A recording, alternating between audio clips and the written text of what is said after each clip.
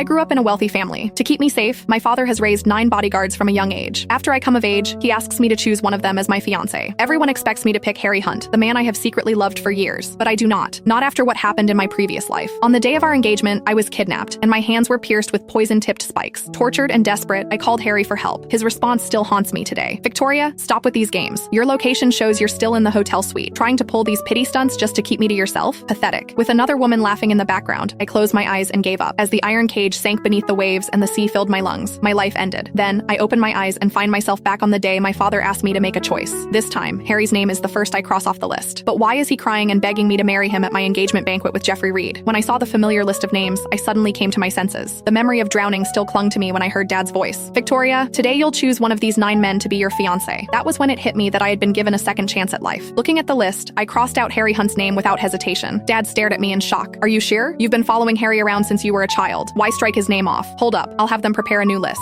No, Dad, I cut him off, shaking my head firmly. It wasn't a mistake. I'm not choosing Harry, I'm choosing Jeffrey. In my mind, I could still see Jeffrey Reed's devastated expression after my death, his voice hoarse from screaming my name. Seeing how determined I was, Dad said nothing more and nodded in agreement. He told me to keep it hush for now. In 3 days, he would make the announcement himself at my engagement party. I left Dad's study room and walked into the villa's grand hall, where I came face to face with Harry. At his side was Ember Burke. The moment she saw me, she shrank back and hid behind him like I was a monster. Harry pulled her close and whispered, "Don't be afraid, Ember. I won't let anyone hurt you." He turned and glared at me with pure hostility. Victoria, although Ember's a scholarship student sponsored by your family, that doesn't give you the right to bully her. I froze. This was not how things had played out before. Ember lifted her red, swollen hand onto his arm and said carefully, "Harry, please don't blame Ms. Webb. I was born humble, so washing her clothes by hand isn't a big deal." I blinked in disbelief. I did not ask Ember to wash my clothes. That was when I realized she had been pulling the same act again, pretending to be the victim to gain sympathy. Before I could defend myself, Harry snapped, his voice cracking like a whip. "Victoria, even if you chose me as your fiancé, I would never love a woman as cruel as you." After saying that, he turned to Ember and gently caressed her hand, pity clouding his eyes. "Ember, you're not lowly at all. You're worth more than people with hearts full of malice." He cast me a look of cold disdain, and just like that, a sharp ache returned. In this life, just as in the last, Harry never believed me. Just then, a stranger suddenly lunged at me with a knife. I screamed and stumbled back in terror. Harry reacted instantly. Drawing on years of muscle memory, he sprinted forward and positioned himself in front of me. He kicked the knife out of the attacker's hand before subduing him. Before I could catch my breath, Ember shrieked and collapsed, writhing in pain. Another stranger, wielding a knife, had slashed her leg. Harry hesitated for a split second before abandoning me. He rushed to her side and shielded her protectively. My heart grew colder with each passing moment as I watched the scene unfold before me. Seeing that no one was guarding me, the other attacker picked up his knife and charged forward. Just as the blade was about to pierce my chest, someone appeared out of nowhere and kicked the man to the ground. I opened my eyes and saw it was Jeffrey. The 2 assassins, realizing their plan had failed, fled in panic. Jeffrey's face went dark with fury as he turned to Harry and roared, "Have you forgotten your mission? If anything had happened to Ms. Webb, could you even handle the consequences?" Harry flinched, panic flashing in his eyes.